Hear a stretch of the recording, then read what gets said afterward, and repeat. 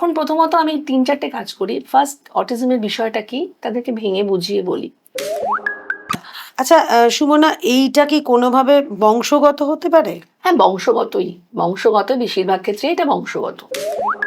তেমনি অটিজম হলে এটা সামাজিক লজ্জার মতো লুকিয়ে না রেখে এটাতে আপনাকে লড়াই করতে হবে। অপরাধ এবং এখনো অটিস্টিক বাচ্চাকে দেখলে পাগল সম্বোধন করা হয়, যেটা একটা ভয়ঙ্কর মানে সামাজিক ব্যাধি বলতে পারে।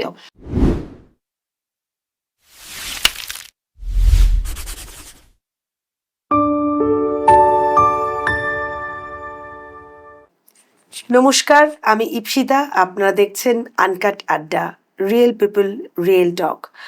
প্রত্যেক এপিসোডের মতো এই এপিসোডেও আজকে এক অন্য ধরনের অতিথিকে নিয়ে আমরা এসেছি বেশ কিছুক্ষণ আড্ডা দেব বলে।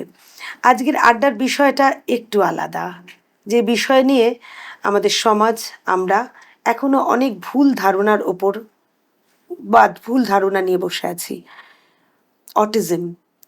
আর আজকালকার দিনে বেশ প্রকটভাবে সমাজে বিস্তার করেছে এই অটিজমটা। এই অটিজম কি, বা বাবা মারা হয়তো প্রথম দিকে বুঝতেই পারেন না বাচ্চার স্বাভাবিক আচরণ না এটাই অস্বাভাবিক আচরণ, ধরতে ধরতেই অনেক সময় লেগে যায়। এই অটিজম নিয়ে আজকে কথা বলবো আমাদের স্পেশাল এডুকেটর সুমনা দত্তগুপ্তর সঙ্গে। নমস্কার সুমনা। নমস্কার। আমাদের আনকাট আড্ডা আপনাকে স্বাগত। অসংখ্য ধন্যবাদ আপনাদেরকে আমাকে ইনভাইট করার জন্য। আচ্ছা, আমি প্রথমেই যেটা জিজ্ঞেস করছি সেটা হচ্ছে যে অটিজম এখন বেশ শোনা যাচ্ছে নামটা, এটা কি আসলে? আচ্ছা, অটিজম হচ্ছে একটি লাইফ লং কন্ডিশন, যেটা হচ্ছে নিউরো ডেভেলপমেন্টাল ডিসঅর্ডার। এটা একটা কন্ডিশন যেটা 18 মাস থেকে 2 বছরের মধ্যে মোটামুটি ধরা যায়, এবং সাধারণত বাচ্চাদের মধ্যে দেখা যায় যে কমিউনিকেশনের প্রবলেম, বাচ্চার অনেক সময় স্পিচের প্রবলেমও থাকে, বাচ্চা সবসময় একটা নিজের জগতের মধ্যে থাকার চেষ্টা করছে, বা অন্যের সাথে মেলামেশার একটা অসুবিধা থাকে। তো এটা একটা লাইফ লং কন্ডিশন, যেটা কখনোই কিউরেবল নয়। যেটা যদি ঠিক বয়সে ইন্টারভেন্ট করা যায়, মানে আর্লি স্টেজে যদি এটা ইন্টারভেন্ট হয়, তাহলে এটা খুব প্রিভেন্ট করা যায়, but is not the curable problem. আচ্ছা, মানে এই অটিজম স্পেকট্রাম ডিসঅর্ডার কি একই জিনিস? হ্যাঁ, অটিজম স্পেকট্রাম ডিসঅর্ডার। স্পেকট্রাম কারণ বিভিন্ন ধরনের বৈশিষ্ট্য অটিজমের মধ্যে আছে। সবসময় যে ধরুন সেই বৈশিষ্ট্যগুলো থাকলেই, কিছু কিছু বৈশিষ্ট্য অনেক সময়, ধরুন ছোট বয়সী বাচ্চা একটা একটা সময় এক একটা সময় যে মাইলস্টোনগুলো আছে, ধরুন একটা ছোট বাচ্চা সে 1 বছরের মধ্যে ধরুন 2-একটা শব্দ বলবে, বা তার তাকানো বা তার সোশ্যালাইজেশন, নর্মাল বাচ্চারা। সেই জায়গাগুলো অনেক সময় ডিলে দেখা যায়। তো সেইটা আমরা বলি 18 মাস থেকে 2 বছরের মধ্যে মোটামুটি অটিজম বোঝা যায়।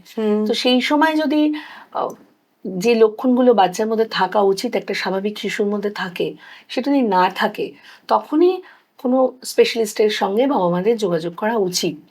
এবং এই বিভিন্ন লক্ষণ সেই সময় আমাদের অস্বাভাবিক যদি লাগে, এবার সবসময় ধরুন একটা বাচ্চা আমার চোখের দিকে হঠাৎ একটা বাচ্চা তাকাচ্ছে না মানেই তার অটিজম আছে, সেটা হলে হবে না। অনেকগুলো সমস্যা যদি একসাথে এক জায়গায় জট ডাউন হয় তখন।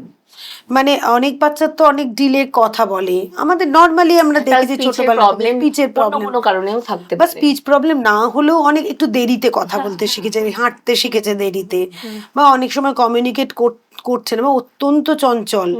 সেই রকম বাচ্চা তো আসলে অটিজম নেই, এরকমও তো অনেক আছে। বাচ্চারই অটিজম নেই, আবার অনেক এই আপনার করোনার পর থেকে যেটা দেখা গেছে যে পিওর অটিজম অনেক সময় বাচ্চার মধ্যে নেই, বাট ধরুন করোনার পরে যেটা দেখা গেছে মোবাইল অ্যাডিকশন মারাত্মক হারে বেড়ে গেছে।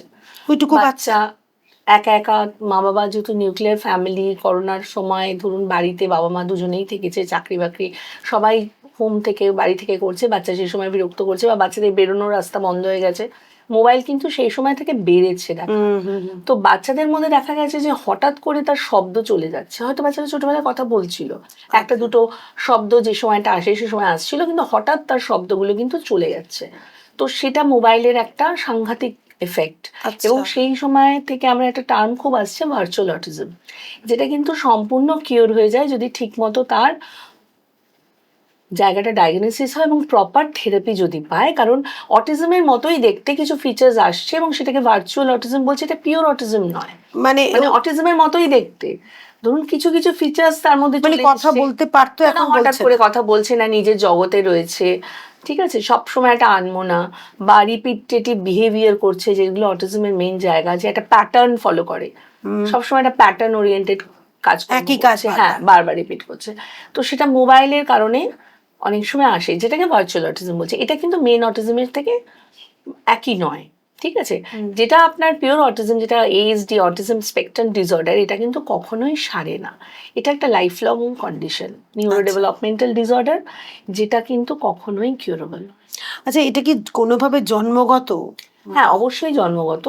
জন্মের আগে হয়তো এটার কন্ডিশন শুরু হয়েছে এবং জন্মের পর পরে হয়তো বোঝা গেল না, পরবর্তীকালে অনেক সময় জন্মের পর পর বোঝা যাবে, অনেক সময় পরবর্তীকালে গিয়ে কোনো না কোনো বিহেভিয়ারাল প্যাটার্ন দেখে সেটা ডায়াগনোসিস হতে পারে। মানে ওই 2 বছরের পরেও হতে পারে? 2 বছরের পর, হ্যাঁ 2 বছরের পরেই হতে পারে।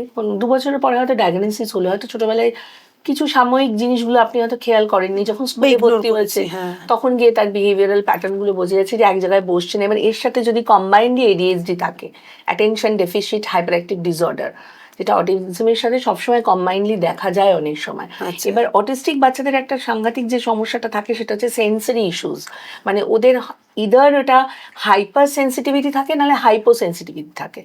একটু মানে এই জায়গাটাকে ইলাবোরেট করে দিচ্ছি। তো না, আমাদের যে সেন্সরি অর্গানসগুলো রয়েছে, তো সেই সেন্সরি অর্গানসগুলো নর্মালি একটা আমাদের সবারই মোটামুটি, ধরুন টাচে একটা জিনিস, আমি এই সোফাটায় যে বসে আছি, এই টেক্সচারটা আমার যা ফিলিংস হচ্ছে, মোরলেস আপনারও সেই রকমই একটা ফিলিংস হবে। কিন্তু ধরুন আমার যদি হাইপার সেন্সিটিভিটি থাকে, আমার কিন্তু এই সোফাটার মধ্যে বসে হয়তো একটা অস্বস্তি বা একটা আলাদা রকমের ফিলিংস হতে পারে। আচ্ছা। বা ধরুন একটা সাউন্ড, ধরুন রাস্তা দিয়ে আপনি যাচ্ছেন, একটা বাসে ভীষণ জোরে আওয়াজ হচ্ছে বা একটা মাইক চলছে খুব জোরে, একটা ডেসিবেলের পরে আমাদের সবারই হয়তো অস্বস্তি হয়, কিন্তু আমরা কখনোই অস্বস্তিটা এই লেভেলে হবে না যে আমরা কানে হাত দিচ্ছি বা ভীষণ রকমের একটা বিহেভিয়ারাল প্রবলেম হচ্ছে। ওদের ক্ষেত্রে হাইপার সেন্সিটিভিটি লেভেলটা এত হয় যে ধরুন একটা মারাত্মক সাউন্ড সহ্য করতে পারছে না। সহ্য করতে পারছে না। আবার হাইপো সেন্সিটিভিটি হয়, আমি অনেক বাচ্চাকে দেখেছি যে কেটে গেছে, ব্লাড বেরোচ্ছে, বাট ফিলিংস নেই। আচ্ছা। তো এই জায়গাটাও হয়। তো ওদের এই জায়গাটাকে রেগুলেট করতে হয়, যেটা থেরাপিতে সেটাকে অনেকটাই ব্যালেন্স করা যায়। খুব জরুরি কিছু কথার মধ্যে দিয়ে, আলোচনার মধ্যে দিয়ে আজকে সুমনার সাথে আড্ডাটা বসেছে। যেটা আমরা শুনছিলাম যে একটা অটিজম রয়েছে এমন একটা বাচ্চার বিহেভিয়ার সমস্যা বা কী ধরনের বিহেভিয়ার করে। আমার যেটা এর পরবর্তীকালে জিজ্ঞাসা, সেটা হচ্ছে একটা বাবা মা প্রথম তারাই তো নোটিস করেন কি দেখে ভাববেন, মানে অ্যাজ আর্লি অ্যাজ পসিবল তো নোটিস করাই ভালো।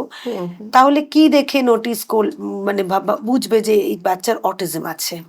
ধরুন একটা বাচ্চার যখন সে একদম ছোট, ধরুন 6 মাস বা 1 বছরের মধ্যে, বাচ্চার আই কন্ট্যাক্ট হচ্ছে না, বাচ্চাকে ডাকলে রেসপন্স করছে না, নাম ধরে ডাকছেন তাকাচ্ছে না, বাচ্চাকে সবসময় দেখে মনে হচ্ছে তার একটা আত্মমগ্ন, মানে নিজের জগতে থাকছে, ঠিক আছে, বাচ্চার মধ্যে 6 মাসের বাচ্চা তো খুব একটা রেসিপ্রোকেট নাও করতে পারে। 1 বছরের বাচ্চা সে খেলছে, অথচ বাবা মা ডাকছে, অনেক সময় হয়তো মনে হতে পারে যে আপনি কানে শুনতে পাচ্ছেন না, দেখে হয়তো অনেক সময় মনে হয় আমাদের যে বোধহয় কানের সমস্যা আছে, ওদের শুনতেই পাচ্ছেন না। পরবর্তীকালে দেখা গেছে বেড়া টেস্ট করে যে কান ঠিক আছে, বাট বাচ্চাকে ডাকা হচ্ছে, বাচ্চা তাকাচ্ছে না, বা বাচ্চার যে আই কন্ট্যাক্ট সেটা করছে না, ঠিক আছে। একদম ধরুন 6 মাস বয়সে অটিজম ডিটেক্ট করা খুব টাফ, কারণ সেই সময়টা বাচ্চাকে তার যা রেসপন্স বা তার যেগুলো বাবা মার পক্ষে বোঝা মুশকিল, যার জন্য মোটামুটি 18 মাস থেকে 2 বছরের মধ্যে হলে তার যে অ্যাক্টিভিটিসগুলো স্টার্ট হয়ে যায়, ফলে গার্জেন তখন মনে হয় যে তারা প্যারেন্টস থাকে, তাদের মনে হয় যে বাচ্চা কই আমার বাচ্চা তো তাকাচ্ছে না, বা আমার বাচ্চা অন্য বাচ্চার মতো বিহেভিয়ার করছে না, মিশতে পারছে না। সেই সময় অনেক সময় এখন তো ধরুন প্লে স্কুলগুলো 18 মাসেও দিয়ে দিচ্ছে, স্কুলে যাচ্ছে অসম্ভব লেভেল সিটিং টলারেন্স, মানে কম, মানে টলারেন্সই নেই, বসছেই না বাচ্চা। বা অনেক সময় দেখা যায় তাদের সেন্সরি প্রবলেমের জন্য বাচ্চা কামড়াচ্ছে, বাচ্চা খিমচে দিচ্ছে, বাচ্চাকে কোনোভাবেই স্কুল ম্যানেজ করতে পারছে না, ডাকলে তাকাচ্ছে না। তখনই আমরা বলি যে আর ফেলে রাখবেন না, তখনই কোনো না কোনো এক্সপার্টের সাথে কথা বলুন, যারা এই সাবজেক্ট নিয়ে কাজ করে। আপনি কোনো বাচ্চাদের শিশু বিশেষজ্ঞকে দেখাতে পারেন। আপনি প্রথম যখন আপনার অভিজ্ঞতার কথা যদি ধরি, হুম, তাহলে প্রথম যখন কোনো বাচ্চাকে দেখেন হুম, হুম। তখন মানে কি কি ডিটেক্ট করেন? এইটা দেখে ডিটেক্ট করেছেন কিভাবে তার আচ্ছা, আপনি চিকিৎসা প্রথমত করেন? ধরুন ডাইরেক্ট যদি আসে সাধারণত ডক্টররা রেফার করেন। অনেক সময় অনেক শিশু বিশেষজ্ঞ এখন কলকাতায় আছেন যারা কিন্তু অটিজম বাচ্চা ডিটেক্ট করলে সাথে সাথে আমাদের কাছে পাঠায়। ধরুন কোনো বাচ্চা এলো, তার যদি প্রপার আই কন্ট্যাক্ট না থাকে, বাচ্চা এক জায়গায় বসছে না, বাচ্চাকে ডাকলে তাকাচ্ছে না, এবং প্যারেন্টস বলছে যে মাঝে মধ্যে হ্যান্ড ফ্ল্যাপ করছে বা টোয়ে হাঁটছে, থেকে থেকেই বাচ্চা টোয়ে হাঁটছে, বা বাচ্চা সাংঘাতিক লেভেলের ক্ল্যাপিং করেই যাচ্ছে, আচ্ছা। সারাক্ষণ ক্ল্যাপ করছে, মুখ থেকে একটা অদ্ভুত সাউন্ড করছে, অনেক সময় স্পিচ থাকে, আবার অনেক সময় স্পিচ আছে বাট কমিউনিকেশন নেই। কারণ অটিজমের একটা মেজর সমস্যা হচ্ছে কমিউনিকেশন, আর কমিউনিকেশন থাকে না বলে ওরা মারাত্মক লেভেলের হাইপার অ্যাক্টিভ হয়ে যায়, কারণ নিজের মনের কথা বোঝাতে পারে না। ফলে কি হয়, অসম্ভব লেভেলের একটা বিহেভিয়ারাল ইস্যু তৈরি হয়, রেগে যায়, ভেঙে ফেলছে, ভায়োলেন্ট হচ্ছে, কারণ তার মনের ভাষাটা সে বোঝাতে পারছে মানে না। আপনি কিভাবে তার রেমেডি দিচ্ছেন? তখন আমরা যেটা করি, আমাদের একটা অ্যাসেসমেন্ট হয়। অ্যাজ আ স্পেশাল এডুকেটর আমরা কখনোই সাইকোলজিক্যাল অ্যাসেসমেন্ট করতে পারবো না, যেটা অটিজমের কতটা মাত্রা তার মধ্যে আছে সেটা করে হচ্ছে সাইকোলজিস্ট, ক্লিনিক্যাল সাইকোলজিস্ট। তো ক্লিনিক্যাল সাইকোলজিস্টের কাছ থেকে অটিজমের কত পার্সেন্টেজ তার আছে সেটা বের করার পর আমাদের যেটা করা হয়, এডুকেশনাল অ্যাসেসমেন্ট হয়। অ্যাজ এ স্পেশাল এডুকেটর আমার ওখানে এডুকেশনাল অ্যাসেসমেন্ট হয়। সেখানে দেখা হয় যে বাচ্চার কোন এরিয়ায় বাচ্চা কতটা কি পারছে। আমাদের স্পেশাল এডুকেটরদের এডুকেশনাল অ্যাসেসমেন্টের মধ্যে 5টা এরিয়া পড়ে। একটা হচ্ছে অ্যাকাডেমিক্স, একটা হচ্ছে সোশ্যাল, একটা পার্সোনাল, একটা অকুপেশনাল অ্যান্ড রিক্রিয়েশনাল। মানে প্রত্যেকটা বয়সের একটা বাচ্চার খেলার, ধরুন রিক্রিয়েশনাল দিয়ে যদি ধরি, একটা বাচ্চা সে যদি একটা রেগুলার চাইল্ড হয়, তার কিন্তু প্রত্যেকটা এজে আলাদা আলাদা খেলা হবে। মানে 6 বছর বয়সে একটা বাচ্চা কোঅপারেটিভ প্লেই করবে, মানে রুলস মাফিক সে অন্য বাচ্চাদের সাথে মিশবে। তখন বাচ্চাটা করছে না, বাচ্চাটা আচরণটা একদম ছোটদের মতো, মানে সে মিশতেই পারছে না, বা পিয়ারদেরকে দেখলে হঠাৎ করে পুশ করছে, বা হঠাৎ করে আননেসেসারি প্রচন্ড পরিমাণে জড়িয়ে ধরছে, মানে সে বোঝেই না যে কি ধরনের বিহেভিয়ার করতে হয়।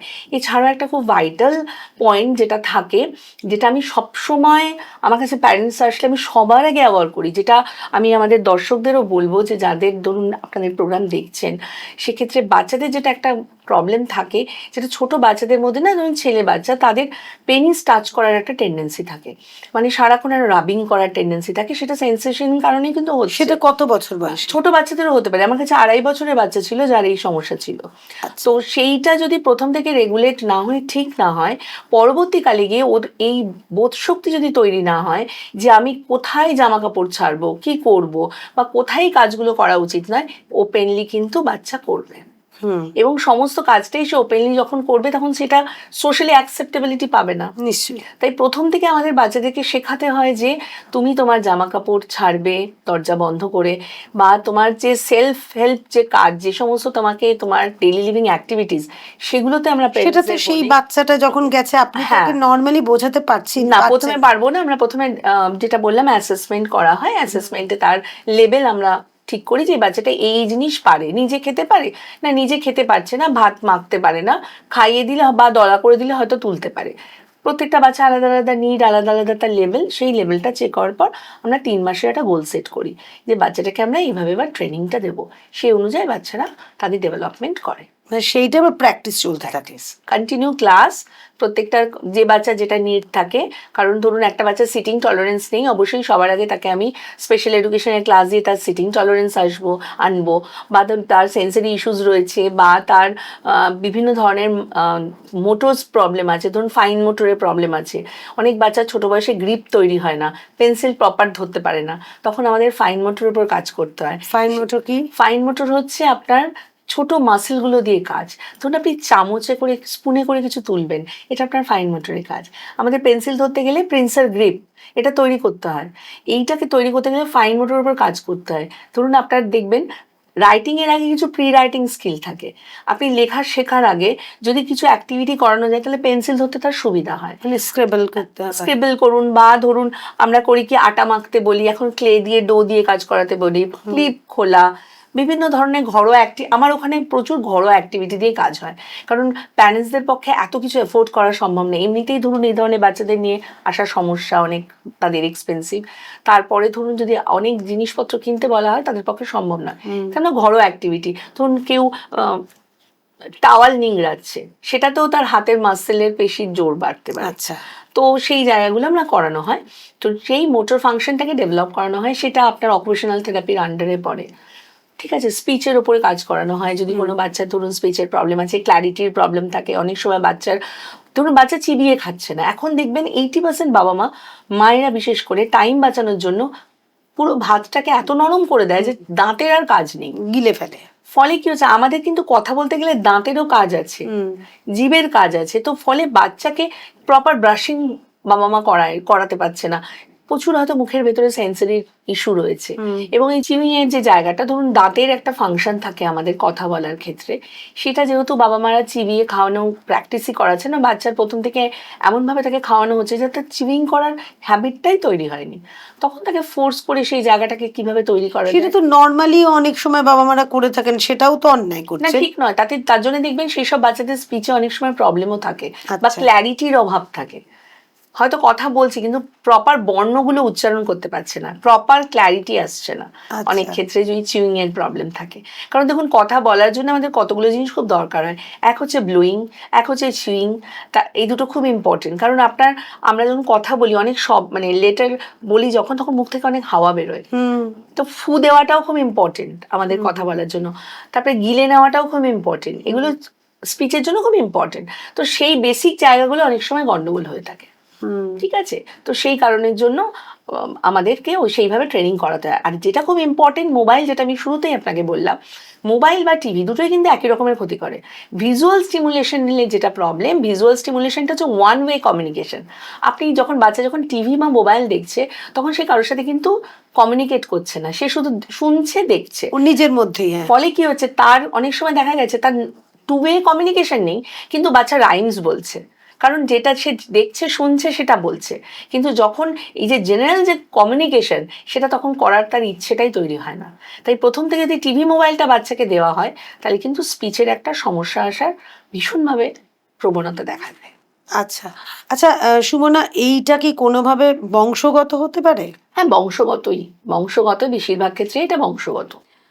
আচ্ছা, এবার আর একটা কথা বলি। এই যে এক্ষুনি বললেন আপনি যে এটা কিউরেবল নয়, এটা একটা বাবা মার পক্ষে মানে সেটা প্রচণ্ড কষ্টকর মেনে নেওয়া, বা সেটাকে এই জীবনটা যাপন করাটাই একটা বিরাট কষ্টকর। তখন তারা জেনে যান যে এভাবে এইটাই চলবে, এটাই ভবিতব্য। এটা তো ভীষণ ভেঙে পড়ার ব্যাপার। সেই রকম বাবা মাকে তো আপনি রোজ দেখছেন। তা আপনার কি বাবা মাকে কাউন্সেলিং করেন, নাকি বাবা মাকে বোঝাতে হয়? অনেককে কি ভেঙে পড়তে দেখেন, ভীষণ কান্নাকাটি করতে দেখেন? প্রথম আমি বলি, যখন কোনো একজন প্যারেন্টস আসছে, ও হয়তো ডাক্তারের কাছ থেকে শুনে এলো যে বাচ্চার অটিজম আছে, এখন যেহেতু গুগল আছে, সবাই কিছু না কিছু পড়াশোনা করে আসে, ম্যাক্সিমামই কিছু না কিছু পড়ে আসে। আর যাদের ধরুন সেই জায়গাটা নেই, তারা এসে জিজ্ঞেস করে যে ম্যাডাম এটা কি বৃত্তান্ত। তখন প্রথমত আমি 3-4টে কাজ করি। ফার্স্ট, অটিজমের বিষয়টা কি তাদেরকে ভেঙে বুঝিয়ে বলি, এবং এটা যে প্রথমেই আমি তাদেরকে এটা বুঝিয়ে দিই, যেটা কিন্তু সারা জীবন ধরে বয়ে নিয়ে যাওয়া একটা সমস্যা। কারণ প্রথমে তাকে মিথ্যাচার করে তো লাভ নেই, যে বলবো যে না সেরে যাবে, পরবর্তীকালে গিয়ে বাবা মা সেই শখটা একটা বড়। তো কিন্তু আর্লি স্টেজে ধরা পড়লে এটা ঠিক হয়ে যায়। যেহেতু ঠিক হয়ে যায়, আমাদেরকে সবসময় পজিটিভ জায়গা ধরেই চলতে হবে, যে বাচ্চা ঠিক হবে, এবং বাবা মাকে ওই অ্যাকসেপ্টেন্সটা দিতে হবে যে আপনার বাচ্চা, আপনাকে এটা বুঝতে হবে যে তার সমস্যা আছে। যেরকম আপনার একটা ফিজিক্যাল কোনো প্রবলেম হলে আপনার অ্যাকসেপ্টেবিলিটি থাকে, বা আপনি মেনে নেন যে আজকে আমার বাচ্চার চাইল্ডহুড ক্যান্সার ধরা পড়েছে, আমি তো ফাইট করব, ভেঙে পড়বো অবশ্যই, বাট তার সাথে ফাইটও তো করব। তেমনি অটিজম হলে এটা সামাজিক লজ্জার মতো লুকিয়ে না রেখে এটাতে আপনাকে লড়াই করতে হবে, এবং সেই লড়াইটা আপনি যদি প্রপার থেরাপি নেন, আস্তে আস্তে আপনার মধ্যেও কিন্তু সেই আনন্দটা আস্তে আস্তে দেখতে পারবেন, যখন দেখবেন একটু একটু করে বাচ্চার পরিবর্তন হচ্ছে। যে আনন্দটা আমরা থেরাপিস্টরাও কিন্তু খুব ভোগ করি, কারণ যখন দেখি একটা বাচ্চা এলো, সেই বাচ্চাটাকে কোনোভাবেই আমরা ট্যাকেল করতে পারছি না, কামড়াচ্ছে, ছিঁড়ে ফেলছে, বসাতে পারছি না, প্রচুর বার হয়েছে আমাদের, প্রচুর আঘাত খেতে হয়েছে, মানে যেটা খুব কমন আমাদের ফিল্ডে। কিন্তু তারপর যখন সেই বাচ্চাটা মেন স্ট্রিমে যাচ্ছে, জীবনের মূল স্রোতে ফিরছে, প্রচুর বাচ্চা আছে যারা মেন স্ট্রিমে ফিরছে, আচ্ছা, তখন সেই আনন্দটা বাবা মারও আনন্দ। তো আমার ওখানে যেটা আমি করি, প্রতি মুহূর্তে প্যারেন্টসদের মধ্যে একটা পজিটিভ জায়গা দেওয়ার জন্য সবসময় তাদের এটা কাউন্সিলিং এর মধ্যে দিয়ে যায়। মানে ধরুন আমাদের ক্লাস হয়ে যাওয়ার পর প্যারেন্টসকে ডাকলাম, আজকে না ও এটা করেছে, তখন কোনো বাচ্চা বাঁশি বাজাতে পারছিল না, তার একটা ফু দিয়ে যখন বাঁশিটা হলো, সেই আনন্দটা বাবা মার সঙ্গে আমি শেয়ার করি। এবং সেই জায়গাটা দিয়ে দেখুন একটা স্টেপ তো আমরা এগোলাম, এরপর আরেকটা স্টেপ আছে। তো প্রতি মুহূর্তে তাদেরকে পজিটিভ এনকারেজমেন্ট দিতে হয়। না দিলে কি হয় যে, যেহেতু এটা একটা লং প্রবলেম এবং রেজাল্ট না খুব তাড়াতাড়ি আসে না, খুব অল্প অল্প করে রেজাল্ট আসে। ধৈর্যের তো ব্যাপার। ওই অল্প অল্পটা যদি আপনি আনন্দ না করতে পারেন, তাহলে বাবা মার মধ্যে সেই হতাশাটা যদি চলে আসে, তাহলে বাচ্চাটা ডেভেলপমেন্টটা হবে না। আর ম্যাক্সিমাম ক্ষেত্রে যেটা দেখা গেছে, বাবা মার অ্যাকসেপ্টেন্সের একটা মারাত্মক সমস্যা। মানে আমার একটা বাচ্চা এটা হতেই আমার পারে বাচ্চা না। এরকম কি করে হলো, এবং আমার বাচ্চাকে সব থেকে যেটা সোশ্যালি আনতেই চায় না, সামাজিকভাবে তার প্রকাশটা। বাবা মা ধরুন বাচ্চা ট্যালেন্ট রয়েছে, আমার কোনো অনুষ্ঠান হলে, আমার সেন্টারের নাম সহজপাঠ, সহজপাঠের কোনো অনুষ্ঠান হলে যে বাচ্চাটার খুব খারাপও লেভেল, তাকেও কিন্তু আমরা স্টেজে তুলি, কেয়ার গিভার ধরে তুলবে, কারণ সে সবার সামনে আসুক, তার যে স্টেজ ফোবিয়া সেটা কাটুক, এবং বাবা মার মধ্যেও সেই জায়গাটা আসুক যে আমার বাচ্চাও কিছু করেছে। তো এটা না করলে, এবার অনেক সময় এই বাধাপ্রাপ্তও হয়েছি, প্রচুর প্যারেন্টস বলেছে ম্যাম আমার বাচ্চা করবে না, কারণ হয়তো সোশ্যালি তার একটা বড় রেপুটেশন আছে, সে চায়, ভাবছে যে আমার বাচ্চা এখানে এক্সপোজ হ্যাঁ, কারণ সামাজিকভাবে তো সবার ধারণা যে অটিজম মানেই হচ্ছে এই বাচ্চাটা সামাজিকভাবে অ্যাকসেপ্টেবিলিটি নেই, এবং কোথাও গিয়ে এটাকে মানে অপরাধ এখনো একটা। অপরাধ, এবং এখনো অটিস্টিক বাচ্চাকে দেখলে পাগল সম্বোধন করা হয়, যেটা একটা ভয়ঙ্কর মানে ব্যাধি সামাজিক এটা, ব্যাধি বলতে পারে। একদম। কারণ প্রথমত এটা রোগ নয়, সেটা সবার বোঝা উচিত। মেন্টাল ইলনেস সম্পূর্ণ আলাদা, এটা রোগ নয়, এটা একটা কন্ডিশন, যেটা কিন্তু আর্লি স্টেজে ধরা পড়লে এটাকে অনেক প্রিভেন্ট করা যায়। এবং প্রচুর অটিস্টিক বাচ্চা আছে যারা মেন স্ট্রিমের স্কুলে পড়ছে, যারা কলেজে পড়ছে এবং স্বাভাবিক জীবনযাপন করছে। তো এই যে সোশ্যাল স্টিগমাটা, এই স্টিগমাটার উপর আমাদের প্রতি মুহূর্তে কাজ চলে, এবং আমি বিভিন্ন স্কুলে অ্যাওয়ারনেস করি, এবং আমাদের ফ্রি অ্যাওয়ারনেস ক্যাম্প চলে বিভিন্ন স্কুলে, যাতে প্যারেন্টসদের মধ্যে এই সচেতনতাটা আসে। প্রচুর স্কুলে গিয়ে দেখছি বাচ্চা, অটিস্টিক বাচ্চা রয়েছে, কিন্তু বাবা মা সেই বাচ্চাটাকে কোনোভাবে এক্সপোজ করছে না, কারণ লেখাপড়ায় যেহেতু ভালো, ইন্টেলিজেন্সি লেভেলটা এদের মোটামুটি সব ক্ষেত্রেই ভালো থাকে, ফলে এরা লেখাপড়াটা খুব ভালো তাড়াতাড়ি অ্যাডপ্ট করে নিতে পারে অনেক সময়। কিন্তু লটস অফ বিহেভিয়ারাল ইস্যু আছে, বাট বাবা মা সেটাকে সোশ্যালি আনতে চাইছে না, ইগনোর করছে। এবার স্কুল অনেক সময় ডাইরেক্ট বলতে পারে না, তখন স্কুল কি করে, আমাদের মাধ্যম দিয়ে বলায়। তো সেই জায়গা থেকে দেখেছি যে বাবা মার মধ্যে এইটা, কারণ কিছু করার নেই, কারণ সোশ্যালি এতভাবে বাবা মাদের কথা শুনতে হয়, বা মায়েদের বিশেষ করে এত হতাশার মধ্যে দিয়ে যেতে হয়, যার জন্য এই ব্যাপারটা। তবে এখন কিন্তু আরবান বলুন বা সেমি আরবানে এখন অনেক সচেতনতা বেড়েছে, প্রচুর সেমিনার হয়, প্যারেন্টসরা অনেক এগিয়ে, স্কুলগুলো থেকে আমরা ভালো রেসপন্স পাচ্ছি। তো আশা করা যায় আগামী দিনে এই যে সমস্যাটা, সোশ্যাল স্টিগমাটা যাবে। নিশ্চয়ই যাওয়াই তো উচিত। মানে এই আমাদের এখনই দেখি প্রচুর অটিজম বাচ্চাদের নিয়ে যে কাজ করা হচ্ছে, সেখানে মানে সাকসেস পাওয়া যাচ্ছে। একটা অটিজম স্কুলের একটা প্রোগ্রাম দেখেছিলাম, সেখানে তারা দুর্ধর্ষ তবলা বাজাচ্ছে, গিটার বাজাচ্ছে, ভাইলিন বাজাচ্ছে। এবং আমি আপনাকে দুটো জিনিস বলি, আমার লাস্ট ইয়ারে, এই বছর আমাদের অ্যানুয়াল হলো, আমার ওখান থেকে 20টা বাচ্চা আপনার ফেলিসিটেট হয়েছে, যারা মেন স্ট্রিমে রয়েছে, যাদের কিন্তু একটা সময় অটিজম ছিল, এখনও সবারই কিছু না কিছু বিহেভিয়ার আছে, বাট তারা প্রত্যেকে মানে আপনার আজকের দিনে যে আমাদের রাজপুত চত্বরে যে সমস্ত স্কুলগুলো রয়েছে, ধরুন লায়েন্স ক্যালকাটা, তারপরে ধরুন ওইদিকে রয়েছে সামিট, প্রত্যেকটা বড় বড় স্কুলে কিন্তু তারা পড়ছে, এবং তারা মানিয়ে নিয়ে আর 5টা বাচ্চা, যেহেতু এখন ইনক্লুসিভ এডুকেশন এসে গেছে, অসুবিধা হয় না, স্কুলগুলো কোঅপারেট করে, কিন্তু তারা কিন্তু ভালো রেজাল্ট করছে স্কুলে। একটা সময় তাদের বাবা মারা ভাবতেই পারেনি যে স্কুলে দেওয়া বা স্বাভাবিক জীবনে নিয়ে যেতে পারবো। এবং আরেকটা ঘটনা আমি এখান থেকে বলে যাই, আমারই সেন্টারে একটি মেয়ে ছিল সহেলি, যাকে হয়তো অনেকেই চেনে, তো আমাদের সহজপাঠের ফেসবুক পেজেও আমরা ডিটেল দিয়েছিলাম। ও কিন্তু ইন্টেলেকচুয়াল ডিসেবিলিটি নিয়ে আমার কাছে আসে, সেই মেয়েটি কিন্তু আমরা বিয়ে দিয়েছি, এবং সে একটি স্বাভাবিক ছেলের সাথে তার বিয়ে হয়। আচ্ছা। এবং সে দোকান যাওয়া থেকে শুরু করে, বাজার যাওয়া থেকে শুরু করে, আপনার ব্যাংকে যাওয়া থেকে শুরু করে, ইচ অ্যান্ড এভরিথিং সেন্টার থেকে আমরা শিখিয়েছি, রান্নাটা পর্যন্ত আমাদের ওখান থেকে শিখেছে, এবং সে কিন্তু একদম স্বাভাবিক জীবনযাপন করছে এখন। আচ্ছা, মানে তার ওই অটিজমের না, অটিজম পরিমাণটা ছিল না, তার ইন্টেলেকচুয়াল ডিসেবিলিটি ছিল, বুদ্ধিগত সমস্যা, যেটাও কিন্তু ডিসেবিলিটি ক্যাটাগরিতে পড়ে। ইন্টেলিজেন্স ডিসেবিলিটিটা ঠিক এক্স্যাক্টলি কি? ওটা হচ্ছে আপনার বুদ্ধাঙ্ক, যেটা আমাদের যে ইন্টেলিজেন্সের যে আইকিউ আইকিউ যেটা, সেটা যদি বর্ডার লাইনের নিচে থাকে তাহলে তখন মানে কি সেটাকে বিহেভ করে তারা? বুদ্ধিগত সমস্যা, মানে ধরুন সবকিছুর ক্ষেত্রে স্লো, অনেক সময় বুঝতে পারছে না, তারপরে তার বিহেভিয়ারের মধ্যে আপনি বুঝতে পারবেন যে অনেক কিছু পারে না। আর মেনলি না পারার কারণ একটাই, বাবা মারা করায় না ঠিক মতো, ছোট থেকে কোনো কাজই কাউকে দিয়ে করানো হয় না, যার জন্য কি হয়, পারে না বলে ছেড়ে দেওয়া হয়। বুদ্ধির বিকাশটা কিন্তু বুদ্ধির পরিচর্যার মধ্যে দিয়ে শান দেওয়া হয়নি, শান দেওয়া হয় না। তো সেই জায়গাটা যখন সাহস করে মেয়েটি রাস্তা ক্রস করা তো দূরে থাক, রাস্তায় ওকে বের করা হতো না, তাকে আমি রাজপুর বাজারে একা ঘোরাতাম। তো এই যে জায়গাটা, এটা করলে হয়। আর একটা খুব ইম্পর্টেন্ট বিষয়, সেটা হচ্ছে অটিজম কিন্তু 2016 সালের পরে গভর্নমেন্ট অ্যামেন্ডমেন্ট করে অটিজমকে কিন্তু আরপিডাব্লিউডি অ্যাক্ট হয়েছে 2016 সালে, ওটা আপনার অটিজমকে ডিসেবিলিটি ক্যাটাগরিতে আনা হয়েছে। মানে এখন অটিস্টিক বাচ্চাদেরও কিন্তু ডিসেবিলিটি কার্ড হয়, যেটা আমাদেরকে প্যারেন্টসকে বোঝাতে গেলে অনেক সময় সমস্যা পেতে হয়, যে প্যারেন্টস বলে আমার বাচ্চার ডিসেবিলিটি কার্ড লাগবে না। আমি এটা বোঝাই যে দেখুন, ডিসেবিলিটি কার্ডটার অনেকগুলো ভ্যালুয়েবল জায়গা আছে।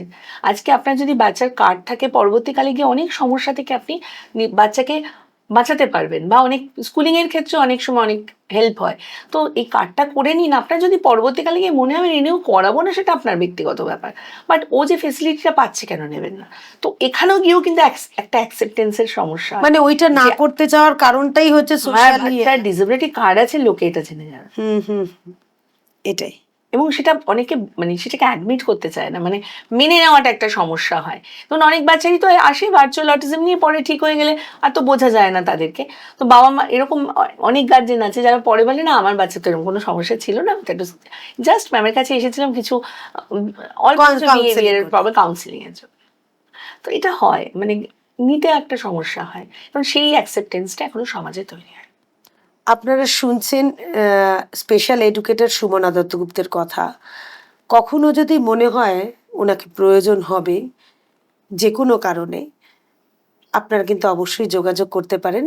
ওনার নম্বর, ফোন নম্বর এবং যাবতীয় তথ্য আমরা দিয়ে রাখছি, আপনারা ওনার সাথে যোগাযোগ করবেন। এরপরে যেটা খুব আমার মনে হচ্ছে ইম্পর্ট্যান্ট, সেটা এই যারা মেন স্ট্রিমে ফিরে যেতে পেরেছে তাদের নিয়ে কোনো অসুবিধা নেই, তারা তো তবু একটা লাইফ লিড করছে, একটা বুদ্ধিও তাদের হয়েছে। এবার এইটা যে কিউরেবল নয়, যাদের হলো না, মানে একদমই সারলো না কোনো কারণে, বা ওই পরিমাণটা অটিজমের পরিমাণটা অনেকটা তাদের, তারা সেই ধরনের বাচ্চারা বড় হবে, যতদিন বাবা মা থাকবেন ততদিন তো কেয়ার করবে, দেখবে সব কিছু। বাবা মার তো এবার যখন মৃত্যু হয়ে যাবে, যখন চলে যাবে পৃথিবী ছেড়ে, তখন এই বাচ্চাদের কি হবে, এদের কে দেখবে? গভর্নমেন্টের সেই হিসেবে মানে তাদের জন্য কিছু ভাবনা চিন্তা বা পলিসি আছে কি?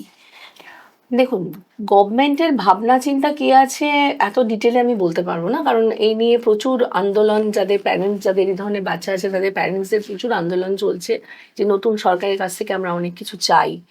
তো গভর্নমেন্টের কোনো রকম সেইভাবে কিছু শেল্টার নেই, কিন্তু কিছু প্রাইভেট জায়গা আছে, যেমনি ধরুন অনেক এনজিওস আছে, যেমনি অলোকেন্দু বোধনিকেতন, এই সমস্ত জায়গাগুলো যেখানে বাচ্চাদেরকে রাখা যায় আফটার, মানে for long time, for long time রাখা যায়। এবার অ্যাকর্ডিং টু দেয়ার কন্ডিশন, সেই অনুযায়ী ওখানে সাপোর্ট দিয়ে রাখে, এরকম কলকাতায় আছে, কলকাতার আশেপাশেও আছে। এছাড়া তো দেখুন, একটা সময়ের পরে তো আপনাকে 18 বছরের পরে বাচ্চার গার্জেনশিপ করাতে হবে, যে আপনি কাকে দায়িত্ব দিয়ে যাচ্ছেন, এবং তারপর যাকে দায়িত্ব দিল সে দায়িত্ব নাও পালন করতে পারে। এবার যেন তাদের একদম কাস্টোডিয়াল কন্ডিশন, আমি এতক্ষণ যাদের কথা বললাম তারা ট্রেনেবল বা এডুকেবল বাচ্চা, যারা কাস্টোডিয়াল কন্ডিশন, তাদের পক্ষে তো শেষ জীবনটায় বাবা মার মৃত্যুর পর হোম ছাড়া বা বাড়িতে কোনোভাবে কোনো সাপোর্ট তৈরি করা ছাড়া, যার জন্য কলকাতায় প্রচুর প্যারেন্টাল অর্গানাইজেশন তৈরি হচ্ছে, কারণ অ্যাটলিস্ট ভবিষ্যতে গিয়ে যাতে প্যারেন্টসরা একসাথে করে কোথাও রাখার ব্যবস্থা করে। তো এই জায়গাটা আছে। আর একটা কথা, যে এই আমরাও আশেপাশে অনেকের অটিজম দেখছি, বা এই পেরেন্টদের সাথেও কথা বলি, যে যে এই ট্রিটমেন্টটাই বলুন বা এই পড়াশোনাটাই বলুন, এটা একটু এক্সপেন্সিভ। এটা তো অন্যান্য মানে নর্মালের চাইতে তো এটা তো একটু বেশি। সেটা যারা এফোর্ড করতে পারছে তো খুবই ভালো, যারা পারছে না তাদের কোনো ব্যবস্থা আছে কি আপনার কাছে বা অন্য কোথাও? দেখুন, আমি সহজপাঠ আমার থেরাপিউটিক সেন্টার। এখানে যে সমস্ত বাচ্চারা আসে আমার কাছে, তাদের সবারই যে আর্থিক অবস্থা সমান তা নয়। কিন্তু যেহেতু আমি আপনাকে বলে রাখি, আমার কিন্তু মাস্টার ডিগ্রি সোশ্যাল ওয়ার্কে, ফলে একটা সামাজিক দায়িত্ব বোধের জায়গা আমার প্রথম থেকেই ছিল। পরবর্তীকালে এই সাবজেক্টে বিএড করেছি বা পরবর্তীকালে গিয়ে সাইকোলজিক্যাল কাউন্সিলিং নিয়ে পড়াশুনো করেছি, সেগুলো আলাদা। তো সামাজিক একটা জায়গা, আমার দায়বদ্ধতা বলুন বা দায়িত্ববোধ বলুন, আমাকে শিখিয়েছে যে যে সমস্ত বাচ্চারা পিছিয়ে পড়া, যাদের আর্থিকভাবে পিছিয়ে, তারাও কিন্তু সহজপাঠে এসে পিছিয়ে মানে কখনোই ফিরে যায় না। মানে আমার সেন্টারে একটা ট্যাগলাইন আছে যে যে আসবে সে কখনো খালি হাতে যাবে না সহজপাঠ থেকে। এরকম আজ অবধি কোনোদিনও কোনো বাচ্চা হয়নি যে তারা অর্থের জন্য ওখানে ক্লাস করেনি। যার আর্থিক অবস্থা খারাপ তাকে সেইভাবে আমরা সাপোর্ট দিয়ে থাকি। আমার ওখানে তাদেরকে কমপ্লিমেন্টারি ক্লাসের ব্যবস্থা আছে, তাদেরকে সেভাবে সাপোর্ট দেওয়া হয়। এবং কখনোই সেটা যারা ধরুন পে করে ক্লাস করছে আর যাদেরকে ধরুন দিতে পারছে না, তাদের মধ্যে কোনো পার্থক্য ওখানে করা হয় না, সবাই সমানভাবে সেটা পায়। সুমনার সাথে কথা বলতে ভীষণ ভালো লাগছে, ভেসে যাচ্ছি। কারণ একটা ব্যাপার খুবই নিশ্চিন্ত হলাম শুনে, যে যাদের ইকোনমিক কন্ডিশন খারাপ অথচ এই ধরনের একটা সমস্যার শিকার, তারাও কোনো না কোনোভাবে আপনার সাহায্য পাবে এবং তারাও হাসি ফুটতে পারে তাদের মুখে। এইরকম মানুষরা আছে বলেই কিন্তু আমাদের সমাজটা এখনো পর্যন্ত চলছে। কারণ সুমনার মতো আরও অনেকেই এরকম সোশ্যালি কাজ করছেন, শুধুমাত্র দায়িত্ববোধ থেকে কাজ এখন বড় একটা করছে মানুষ করে বলে খুব একটা দেখা যায় না। সবসময় আমরা আমারটা হলেই হয়ে গেল, আর কার কি হলো দরকার নেই, লোকের ক্ষতি হোক তবু আমার ঠিক হোক, আমার বাচ্চা ভালো থাকুক, আমার তো এটা হয়নি তাহলে আমার কোনো অসুবিধা নেই, এইগুলোই আমরা ভেবে থাকি। কিন্তু আপনার মতো মানুষরা নিজের থেকে বেরিয়ে ভাবতে পারেন এবং ভাবাতে পারেন, এটা একটা সত্যি বড় পাওয়া। আপনাদের মতো মানুষ দরকার আরও আমাদের সমাজে। এবার যে কথাটা বলছি, আমার মনে হয় যে এই মেডিসিনের কথাটা, এই মানে এই যারা খুব হাইপার হয়ে যায় তাদের মেডিসিন দেওয়া হয়, মানে আপনারা মেডিসিন দেন তাই তো? না, আপনি প্রশ্নটা করে নিন, আমি উত্তর দেব। মানে আপনারা যে মেডিসিনটা দেন তাতে ওর সাইড এফেক্ট তো হতে পারে। দেখুন, আমাদের যেসব বাচ্চাদের অটিজম আছে বা যাদের যে কোনো ধরনের নিউরো ডেভেলপমেন্টাল ডিসঅর্ডার যে সমস্ত বাচ্চাদের আছে, সেই সমস্ত বাচ্চাদের হাইপার অ্যাক্টিভিটি হওয়ার একটা জায়গা থাকে বা রেস্টলেসের একটা জায়গা থাকে। এইবার ধরুন একটা বাচ্চা যখন ছোটবেলায় কোনো ডক্টরের কাছে যাচ্ছে, যদি কোনো শিশু বিশেষজ্ঞ হয়, অনেক সময় তারা বুঝতে পারলো যে বাচ্চাটার সমস্যা আছে, সাইকিয়াট্রিস্টদের কাছে পাঠায়। এখানে একটা পার্থক্য আছে, সাইকোলজিস্ট আলাদা, সাইকিয়াট্রিস্ট আলাদা। সাইকিয়াট্রিস্ট হচ্ছে যারা মনোরোগ বিশেষজ্ঞ, যারা ডাক্তার, যারা এই মানসিক রোগের চিকিৎসা করে, মানসিক রোগের চিকিৎসা করে। কথাটার উপর আমি জোর দিলাম, রোগের চিকিৎসা করে। আর যারা সাইকোলজিস্ট তারা হচ্ছে মনোবিদ, মানে আপনার আমার মনের সমস্যা নিয়ে তারা কথা বলার মধ্যে দিয়ে সেটাকে সুস্থতা মানে আপনি মনোবিদ? আমি ক্লিনিক্যাল সাইকোলজিস্ট নই, আই এম সাইকোলজিক্যাল কাউন্সিলর। আচ্ছা, ঠিক আছে, মানে কথা বলবে। হ্যাঁ, কথা বলে মানুষের মনের ভেতরকার যদি কোনো সমস্যা থাকে, এটা শুধু অটিজম বলে না, যে কোনো সমস্যা। আমার ওখানে অ্যাডাল্টদেরও কাউন্সিলিং আমি করি, ম্যারিটাল কাউন্সিলিং করি, ঠিক আছে, যে কোনো ধরনের কাউন্সিলিং বড়দেরও করা হয়। এইবারে ধরুন একজন সাইকিয়াট্রিস্টের কাছে যখন যাবে, মানে একটা মনোরোগ বিশেষজ্ঞের কাছে যখন একটা ছোট বাচ্চা যাচ্ছে, ধরুন তার বয়স 3 বছর বা সবেমাত্র অটিজমের কিছু লক্ষণ তার ধরা পড়েছে, তখন ডাক্তাররা ওষুধ দিচ্ছে। এবার আপনি আমাকে যেটা প্রশ্ন করছেন যে ওষুধের এদের আদৌ দরকার আছে কিনা, যদি প্রশ্নটা এটাই হয়, তাহলে আমি বলবো ছোট বাচ্চাদের ওষুধের কোনো প্রয়োজনীয়তাই নেই। 8 বছর পর্যন্ত সাইকিয়াট্রিক মেডিসিন দেওয়াই উচিত নয়, ঠিক আছে? কারণ একটা হাইপার হয়ে গেলে বাচ্চাকে তো হাইপার অ্যাক্টিভ বাচ্চা, যদি আপনি একজন ডক্টরের কাছে যান, তারা খুব রেয়ার কেসে, কলকাতায় কিছু ডাক্তার আছে যারা থেরাপিস্টের কাছে পাঠায়, কিন্তু বেশিরভাগ ডাক্তাররা, এটা আমার দুঃখের সাথে আমি বলছি, কারণ আপনি ভেলোরে যান মেডিসিন দেয় না, আপনি বিদেশে যান ওষুধের ওপরে কাজ হচ্ছে না, থেরাপির ওপর কাজ হচ্ছে। থেরাপিতে আপনার বাচ্চার হাইপার অ্যাক্টিভিটি কমানো যায়, তার প্রচুর উদাহরণ আছে। আপনার বাচ্চার হাইপার অ্যাক্টিভ মানে কি তার এক্সট্রা এনার্জি শরীরের মধ্যে আছে, তার অটিজম আছে তাই, বা তার সাথে এডিএইচডি কন্ডিশন রয়েছে তাই তার এক্সট্রা এনার্জি রয়েছে। এবার এই এক্সট্রা এনার্জিটা যদি আমি কোনোভাবে তাকে খেলাধুলার মধ্যে দিয়ে চ্যানেলাইজ না করি, তাকে যদি দৈনন্দিন কাজের মধ্যে দিয়ে চ্যানেলাইজ না করাতে করি, হবে বা কিছু, হ্যাঁ একদম ঠিক, না হলে তার এক্সট্রা এনার্জিটাকে আমি ওষুধ দিয়ে কি করছি, তাকে ঝিমিয়ে রাখছি। হ্যাঁ, তার কন্ডিশনটাকে কি আমি ঠিক করতে পারছি? আমায় একটা বলুন। আপনাকে যদি আজকে ওষুধ দিয়ে আপনার বিহেভিয়ারাল প্যাটার্ন আপনাকে শান্ত করে রাখছে, বাট আপনার বিহেভিয়ারটা কি চেঞ্জ হচ্ছে? বিহেভিয়ার থেরাপি না করিয়ে কি আপনি বিহেভিয়ার চেঞ্জ করছেন? যে মুহূর্তে আপনি ওষুধ বন্ধ করবেন বাচ্চার উইথড্রল হবে, বাচ্চা আরো হাইপার হয়ে গেল। তার মানে কি একটা জিনিসকে চেপে রাখা ওষুধ দিয়ে। আর আমার এটা দিনের পর দিন হতে হতে তো তার সেটার প্রতি সে অ্যাডিক্টেড হয়ে যাবে, ওষুধের প্রতি। ওষুধ ছাড়া সে চলতে পারবে না। এবং যেহেতু এগুলো সমস্ত ওষুধগুলো হচ্ছে নার্ভের একটা জায়গা, ফলে কিছুটা হলেও তো একটা সাইড এফেক্ট হলেও হতে পারে। অনেক সময় দেখা যায় হরমোনাল ইমব্যালেন্স হয়ে যাচ্ছে বাচ্চাদের মধ্যে, দেখা যাচ্ছে কারণ প্রোল্যাক্টিন হাই হয়ে যাচ্ছে, ঠিক আছে, অনেক ক্ষেত্রে দেখা গেছে। তো ওষুধটা দেওয়ার আগে থেরাপিতে যাওয়া, মানে আপনার ডাক্তারদের সাথে কি কনফ্লিক্ট হয়েছে? না, এই নিয়ে অনেকবার হয়েছে। আমি প্রচুর ওষুধ খাওয়া বাচ্চা বন্ধ করে দিয়েছিলাম, ওষুধ দিইনি, মানে ওষুধ খেতে দেওয়া হয়নি, এবং এই নিয়ে আমার সাথে প্রচুরবার এই নিয়ে প্রচুর গন্ডগোল হয়েছে। কিন্তু সেই বাচ্চা ঠিক হওয়ার পর আমি বলি, যখন তার একটু বেটার কন্ডিশন হয়, অনেক ক্ষেত্রে হয়েছে, প্যারেন্টসকে বলেছি আপনি প্লিজ ডক্টরকে গিয়ে বলবেন উইদাউট মেডিসিন আমি কিন্তু বাচ্চাকে থেরাপি করিয়ে এই জায়গায় নিয়ে এসছি। আজকে যদি কোনো ডাক্তার বলে যে উইদাউট থেরাপি অনলি মেডিসিনে বাচ্চা সম্পূর্ণ অটিজম থেকে বেরিয়ে একটা সুস্থ জীবনযাপন করবে, আমরা এই থেরাপিস্টরাই কাজ ছেড়ে দেবো। কারণ এটা হয় না, যেটা হয় না আমি কি করি, এটা রোগ নয় যে আপনি ওষুধ দেবেন ঠিক হয়ে যাবে। এটা একটা জায়গা যেখানে মনোরোগ বিশেষজ্ঞ যারা, যেটা জোর দিয়ে বলছেন মনোরোগ, রোগের চিকিৎসা করে, রোগের চিকিৎসা করলে তো ওষুধ দেবেই। অবশ্যই মানসিক রোগের, অটিজম কোনো রোগ নয়, নট এ ডিজিজ। আচ্ছা, মানসিক রোগটা তাহলে আলাদা আলাদা কি? এটা নিউরো ডেভেলপমেন্টাল কন্ডিশন একটা। হ্যাঁ, তাহলে অটিজম মানে আপনি বলছেন রোগ, ধরুন আজকে কারোর বাইপোলার ডিসঅর্ডার আছে, বা কারোর ওসিডি আছে, বা কারোর স্কিজোফেনিয়া আছে, ইটস আ মেন্টাল ইলনেস। সেখানে একটা রোগের ওষুধ দিলেন, তার কমানো বাড়ানোর জায়গা থাকে। বাট আমার বাচ্চা হাইপার অ্যাক্টিভ, আমার বাচ্চার এক্সট্রা এনার্জি রয়েছে, যার জন্য সে ঘুমোচ্ছে না, তাই রাতের বেলা 2টোর সময় উঠে হয়তো গ্রিল ধরে ঝুলছে, তাকে আমি ওষুধ দিয়ে কি করছি, ঝিমিয়ে রেখে ঘুম পাড়াচ্ছি, এবং প্রতি মুহূর্তে তার বয়স অনুযায়ী, তার ওয়েট অনুযায়ী আমি ওষুধের ডোজ চেঞ্জ করছি। মানে সারাক্ষণ এটা এক্সপেরিমেন্টাল জায়গা।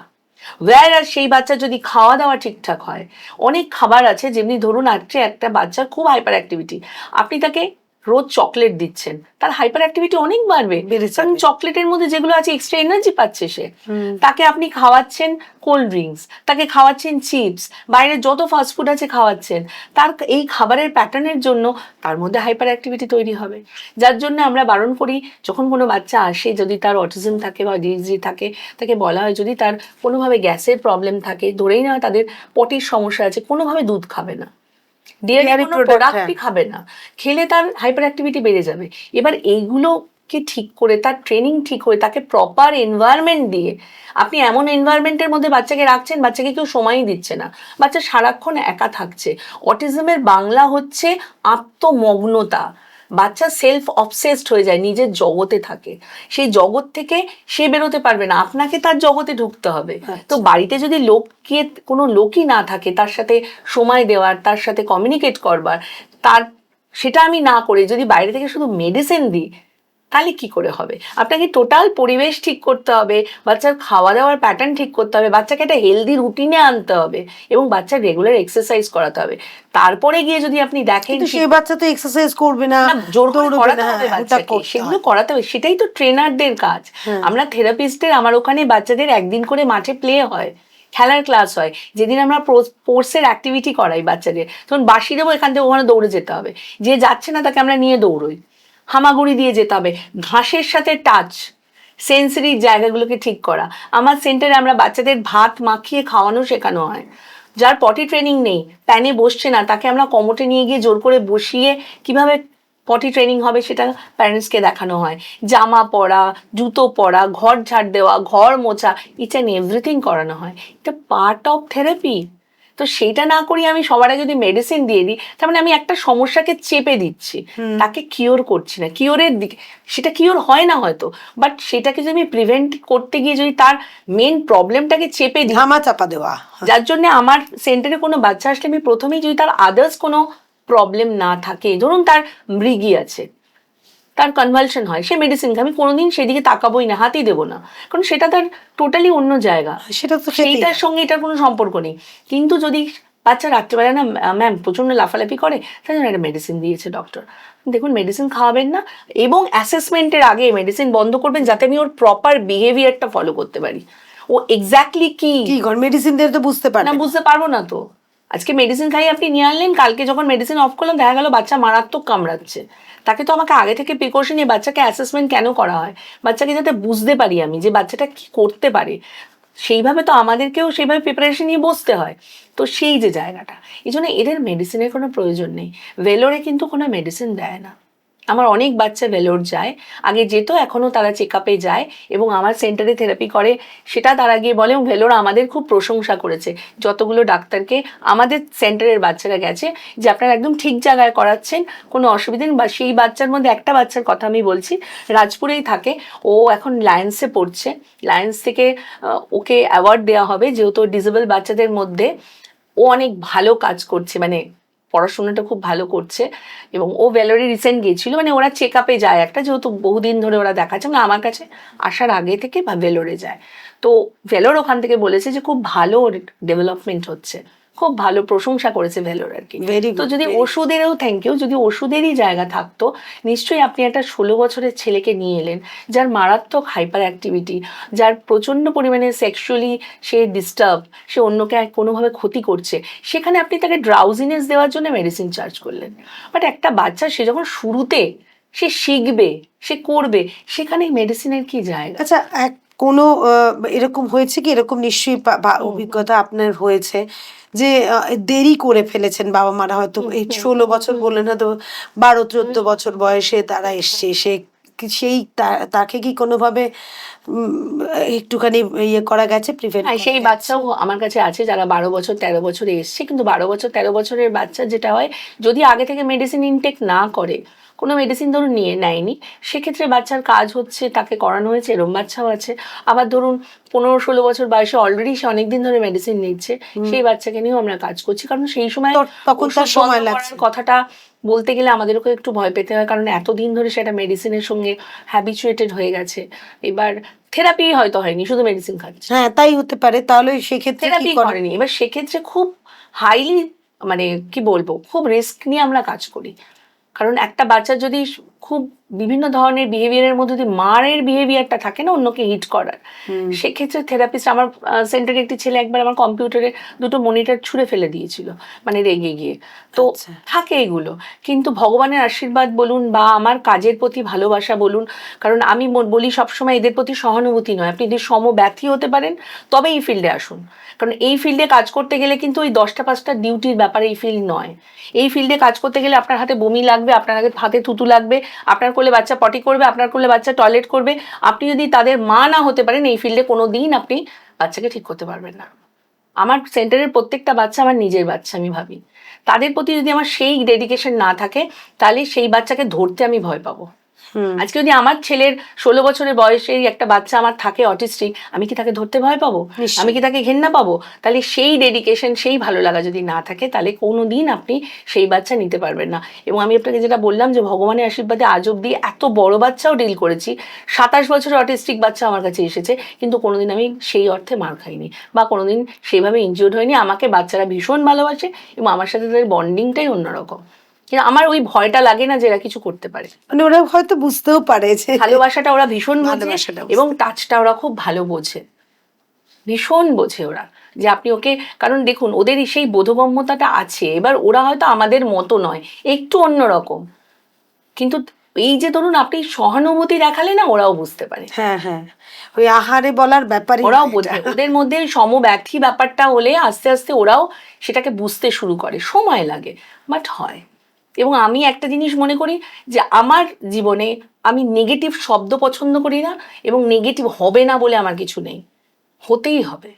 চেষ্টা করলে হবেই। আমি প্রচুর কাজ দেখেছি, মানে চেষ্টা করেছি, খুব খারাপ কন্ডিশন থেকে বাচ্চা বেরিয়ে এসছে, কিন্তু ওই প্রথমেই যদি আপনি ধরে ফেলেন যে হবে না, তাহলে আমি প্যারেন্টসকে বুস্টিং করতে পারবো না।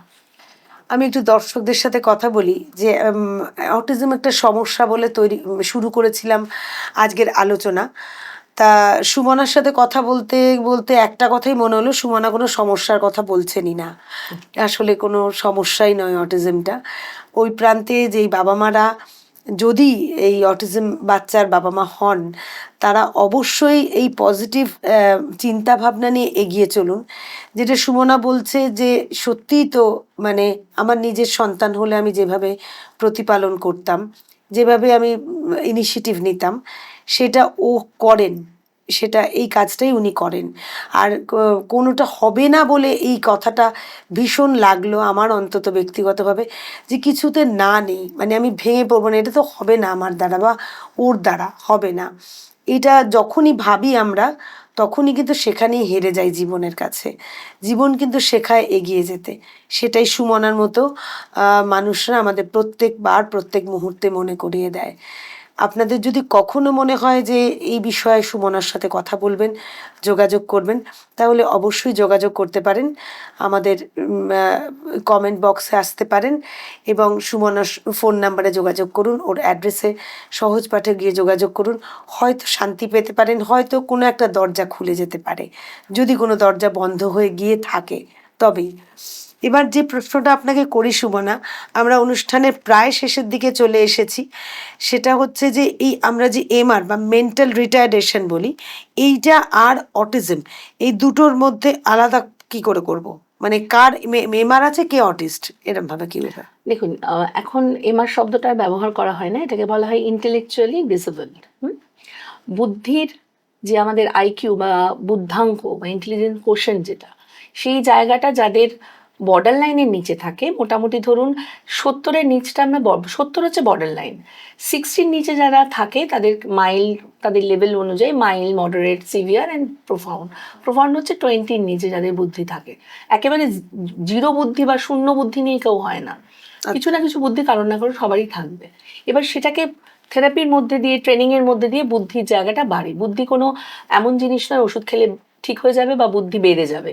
বুদ্ধি হচ্ছে ঠিক বটির মতো, এটা সহজ ভাষায় আপনাকে উদাহরণ দিই, যেটা ধরুন শান দিলেন না, বটি দীর্ঘদিন ফেলে রাখলেন, তাতে কিছু কাটবে না, কিন্তু আপনি রেগুলার তাকে ব্যবহার করছেন, সে আপনাকে কিন্তু দিনের পর দিন ধার দিচ্ছে। তো যে কোনো জিনিসকে আপনি যদি ফেলে রাখেন, বুদ্ধিরও সেই জায়গাটা, তাকে যদি প্র্যাকটিক্যাল এক্সপোজারের মধ্যে দিয়ে সে না যায়, তাহলে বুদ্ধি কখনোই তার বাড়বে না। সে সিচুয়েশনে তাকে ফেলতে হবে, তাহলেই তার বুদ্ধি আস্তে আস্তে সে প্র্যাকটিক্যাল জায়গা থেকে, তার থিঙ্কিংয়ের জায়গা থেকে সে সেই জায়গাটাকে বাড়াবে। এবং এই বুদ্ধির যদি কোথাও গিয়ে সমস্যা হয়, মানে কম থাকে, সেখানে আমরা ওটাকে ইন্টেলেকচুয়ালি ডিসেবল বলা হয়। এটাও ডিসেবিলিটি ক্যাটাগরিতে পড়ে, এটা যদিও প্রথম থেকেই ছিল। আর অটিজম হচ্ছে ওটা হচ্ছে ডেভেলপমেন্টাল, নিউরো ডেভেলপমেন্টাল ডিসঅর্ডার, যেটা কিন্তু আপনার বুদ্ধির, বেশিরভাগ ক্ষেত্রে দেখা গেছে এদের বুদ্ধির কোনো সমস্যা নেই। খুব রেয়ার কম্বিনেশন হচ্ছে আইডি অ্যান্ড এইচডি, খুব রেয়ার কম্বিনেশন।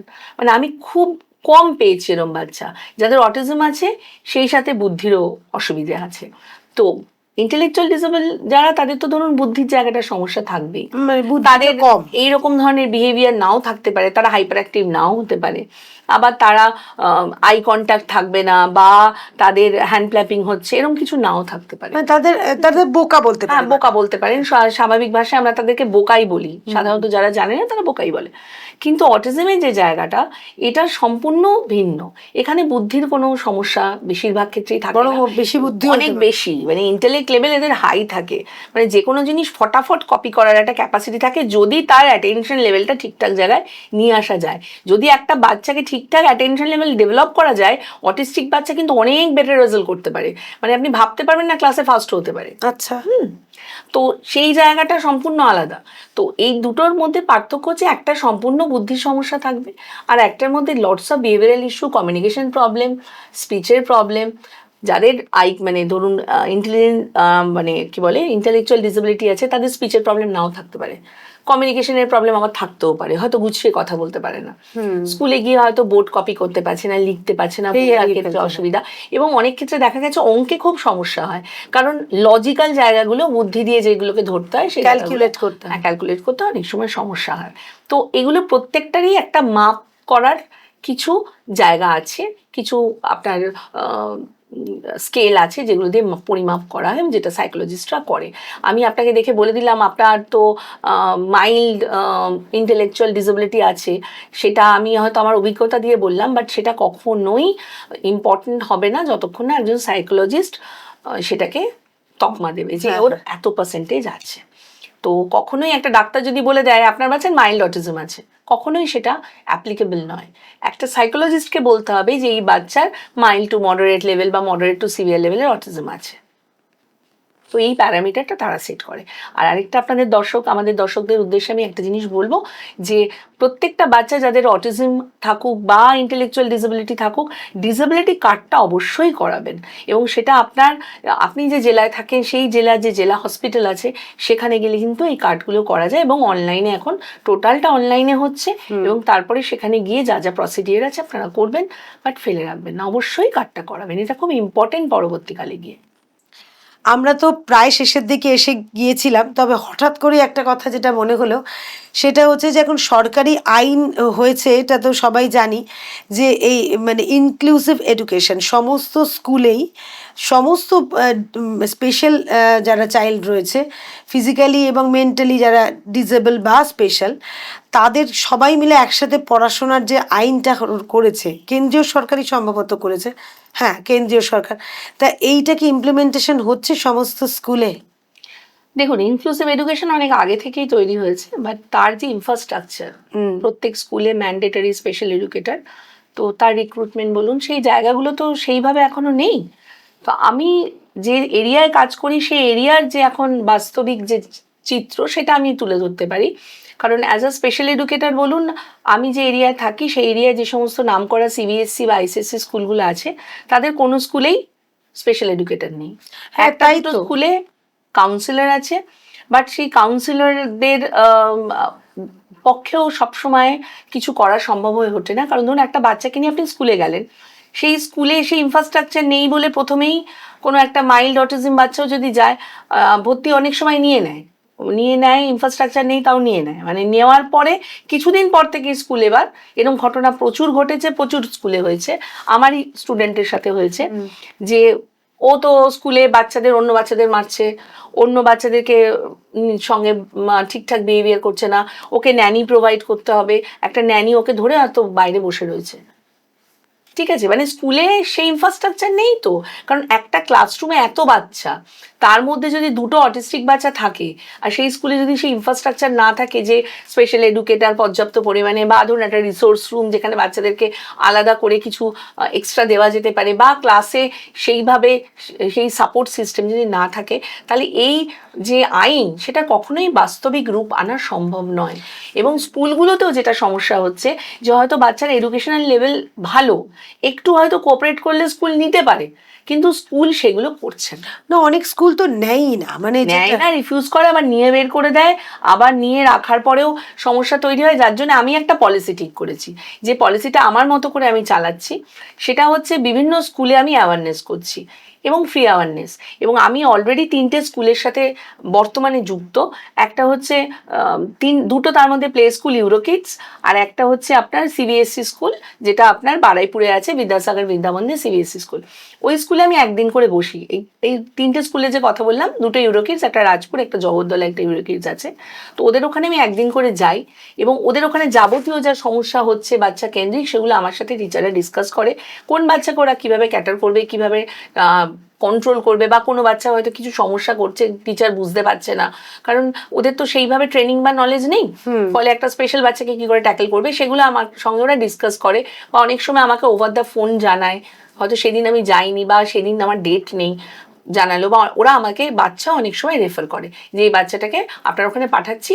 এবং প্রচুর বাচ্চা এরকম আছে যাদের সাথে আমি প্যারালালি স্কুলের সাথে কাজ করি, যে বাচ্চাটা আমার কাছেও আসে আবার স্কুলেও যায়, ফলে তার বিহেভিয়ারগুলো স্কুলে কী হচ্ছে, বা তার আদার্স কি প্রবলেম হচ্ছে সেগুলো আমি আমার সেন্টারে বসে সেগুলোকে ক্যাটার করে ঠিক করার চেষ্টা করি। কারণ সার্বিকভাবে তো কিছু করতে আমার পক্ষে সম্ভব না, কারণ আমি মানে সরকারেও নেই, বা সরকারের সেই জায়গাটা কি হবে না হবে সেই জায়গাটা আমার পক্ষে বলা না, সম্ভব সেটা না। ঠিক আছে, কিন্তু আপনি তো একাই স্পেশাল এডুকেটর না। এই যে এটা একটা ভীষণ একটা জ্বলন্ত সমস্যা, এইটা সবাই ফেস করছে। না সেইটার জন্য প্রতিবাদটা কি? প্রতিবাদ দেখুন, আমি আমার মতো করে না, এই যে ইউনাইটেড ডে তো একটা প্রতিবাদ করা। কখনো সেভাবে আমি চেষ্টা করিনি, তবে আমাদের অনেক সিনিয়র অনেককে অনেক সময় আমরা সেমিনারে গিয়ে আমার এক সিনিয়রকে জিজ্ঞেস করেছিলাম, ডিপিএসে আমার একটি বাচ্চা ছিল, বেহালা ডিপিএসে।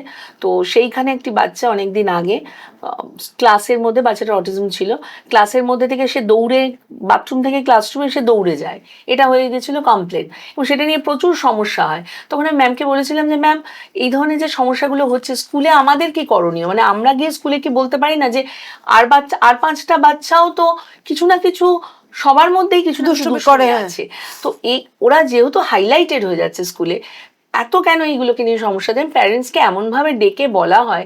এবং আমি রিসেন্ট একটি বাচ্চা পেয়েছি, একটা নামজাদা স্কুল থেকে আমার বিদ্যাসাগর স্কুলে এসছে। সেই স্কুলের কাউন্সিলর তাকে এমনভাবে ভদ্রমহিলাকে বলেছেন তার বাচ্চার সম্বন্ধে, বাচ্চাটার এডিএইচডি আছে, মাইল্ড অটিজম আছে, যে আপনি কি চাইছেন, বাচ্চাকে ডাক্তার ইঞ্জিনিয়ার বানাতে? এটা সেই প্ল্যাটফর্ম নয়, ওকে স্পেশাল স্কুলে ভর্তি করে দিন। তো এই অ্যাপ্রোচটা আমার খুব খারাপ লেগেছে। একটা বাচ্চা যাকে সাপোর্ট দিলে মেন স্ট্রিমে যেতে পারে, তাকে আমি কেন সেই সাপোর্টটা দেবো? সেখানে স্পেশাল এডুকেটরই এই কথাটা বলি না, ওখানে স্পেশাল এডুকেটর নেই, ওখানে কাউন্সিলর আছে। আচ্ছা, স্কুলে আমি আপনাকে কি বললাম, সাউথে বেশিরভাগ স্কুলে স্পেশাল এডুকেটর নেই। আমরা একদম অন্তিম পর্বে চলে এসেছি। আমি শুধু সুমনাকে বলবো যে আমাদের দর্শকদের কিছু বলুন, যাতে উদ্বুদ্ধ হয়। দর্শক হয়তো আপনার মতো কিছু মানুষকে খুঁজছেন, তাদের জন্য কিছু বলুন, এবং সামগ্রিক সমাজের জন্য কিছু কথা আমাদের জন্য রেখে যান। একদম। প্রথম তো আমি বলবো, যারা নতুন বাবা মা হচ্ছেন বা প্ল্যানিং করছেন বেবি নেওয়ার, তাদেরকে সবার আগে আমি বলবো যে আপনারা নিজেদের যখন এই ধরনের প্ল্যানিং করছেন বাচ্চা নেব, তখন কিছু দেখুন, অটিজমের বা যে কোনো ধরনের ডিসেবিলিটি তো অনেক কজ থাকে। তো সেই কজগুলো আমি এত ডিটেলে যাব না, কারণ প্রত্যেকটাই হচ্ছে প্রবাবল কজ, কোনোটাই ডেফিনিট কজ নয়। তবুও কিছু জিনিসকে এড়িয়ে চলবেন। প্রথমত, মায়েরা এখন ভীষণই বেশিরভাগ মায়েরাই আমরা চাকরি করি, ফলে বেবি যখন আমরা নেব প্ল্যানিং করছি, সেই সময় যে স্ট্রেস লেভেলটা থাকে সেটাকে যাতে কিছুটা অ্যাভয়েড করা যায়। মোবাইল বা বেশি ইন্টারনেট বা এই ধরনের কোনো রেডিয়েশনের সামনে বেশিক্ষণ, ধরুন ডিউরিং প্রেগনেন্সি, মানে আপনি প্রেগনেন্ট অবস্থায় খুব মোবাইল দেখছেন, বা বিভিন্ন ধরনের স্ট্রেস লেভেল খুব হাই, বা খাওয়া দাওয়া, মেডিসিন, মানে সবটাই খুব সচেতনতার মধ্যে দিয়ে করলে হয়তো কিছুটা আটকানো যেতে পারে। আরেকটা জিনিস যেটা আমি বলবো, যে যারা অলরেডি বাবা মা হয়ে গেছেন এবং যাদের বাড়িতে এই ধরনের কোনো বাচ্চা দেখা যাচ্ছে, তাদের ক্ষেত্রে বলবো বাচ্চাকে আড়ালে না রেখে সামনে নিয়ে আসুন, সঠিক বিশেষজ্ঞের কাছে যান, তাদের পরামর্শ নিন। কখনো যদি আমার প্রয়োজন হয় অবশ্যই আমার কাছে আসতে পারেন, এবং আপনার চেষ্টা করলে আপনার বাচ্চাও একদিন কোনো না কোনো জায়গায় পৌঁছতে পারে। কারণ এই ডিসেবিলিটিটার অর্থ কিন্তু, ডিসেবল মানে এই যে আমরা বলি সবসময় যে কোনো কিছু না পারা, আমি মনে করি তারা ডিফারেন্টলি এবেলড, মানে কিছু না কিছু সক্ষমতা তাদের মধ্যে আছে, তারা কিছু না কিছু তাদের মধ্যে বেটার কোয়ালিটি আছে, যেটা নারিশমেন্টের অভাবে হয়তো একদম হাইড হয়ে রয়েছে। তাই আমি সমস্ত দর্শকদের বলবো যে আপনাদের বাচ্চাদের যদি এরকম সমস্যা থাকে, তাহলে অবশ্যই ফেলে না রেখে, লজ্জা না পেয়ে, ভয় না পেয়ে সামনে আসুন, এবং সঠিক ডায়াগনোসিস যদি হয় সঠিক জায়গায় যোগাযোগ করুন। কারণ অনেক সময় দেখা গেছে প্যারেন্টস বহুদিন ধরে বিভিন্ন ভুল চক্রে পড়ে সময় নষ্ট হয়েছে। তাই যদি মনে হয় যে আমার সাথে যোগাযোগ করবেন, অবশ্যই আসবেন। আরেকটা কথা বাকি দর্শকদের জন্য বলবো, যাদের এরম কোনো বাচ্চা নেই, তারা হয়তো, তাদের ক্ষেত্রেও আমি যেটা বলবো, যে এরম বাচ্চা যদি আপনার পাশের বাড়িতে থাকে, বা যদি আপনার বাচ্চার সাথে স্কুলে পড়ে, সেই বাচ্চাদেরকে দেখে আপনার বাচ্চাকে এটাই শেখান যে সমাজে আমার সাথে সাথে এরকম বাচ্চাও, তোমার সাথে তোমার পাশে যে বসছে তার যদি একটু অন্যরকম বিহেভিয়ার থাকে, সেও কিন্তু তোমার বন্ধু। তার সাথে এমন বিহেভিয়ার তুমি করো না যে তুমি আর সে আলাদা। মানে সমাজের মধ্যে যাতে একটা সমব্যথী জায়গা তৈরি হয়, এবং যাতে একটা ইনক্লুশন সর্বোপরি সব জায়গায় দেখা যায়, এটাই সকলকে বলার। সবাই ভালো থাকবেন, সুস্থ থাকবেন, এবং সচেতনভাবে সবকিছু দেখবেন এবং সচেতনতার সাথে সবকিছু করবেন। সবাইকে অসংখ্য ধন্যবাদ, নমস্কার। আজকের এই পডকাস্টটা আমার তো মনে হয় আপনারা টাইম লাইনে রেখে দিন, কারণ যে কোনো সময় যে কোনো মুহূর্তে কাজে লেগে যেতে পারে। আপনার বাড়িতে না থাকতে পারে, আপনার পাশের বাড়িতে থাকতে পারে, পাশের বাড়িতে না থাকতে পারে, সমাজে কোথাও না কোথাও অটিজম দেখতে পাবেন। এবং সবসময় আমরা মনে রাখি, এরকমই মনে রাখবো যে অটিজম কোনো অভিশাপ নয়, এটা লুকানোর কিছু নেই, লজ্জারও কিছু নেই। তাই এখনো পর্যন্ত যদি মনে করেন যে লুকিয়ে থাকবো, ফেলে রাখবো, বা আমি সমাজের কাছে বোঝাবো না যে আমার বাচ্চার অটিস্ট আমার বাচ্চা, এটা ভুল হবে। এখনো পর্যন্ত যদি মনে করে থাকেন তাহলে ফেলে না রেখে এরকম স্পেশাল এডুকেটরের কাছে যান, কথা বলুন, পরামর্শ নিন, প্রপার গাইডেন্স নিন। ভুল পথে পা দেবেন না এবং শঙ্কিত হবেন না, নিশ্চিন্ত থাকতে পারেন। আর আমাদের এপিসোডটা ভালো লাগলে অবশ্যই কমেন্ট করুন, লাইক শেয়ার করুন। আমরা আপনাদের সাথে আছি পরবর্তী এপিসোডে। আবার অন্য কোনো অতিথি নিয়ে খুব তাড়াতাড়ি চলে আসবো। নমস্কার, সুমনাকে অসংখ্য ধন্যবাদ। ধন্যবাদ।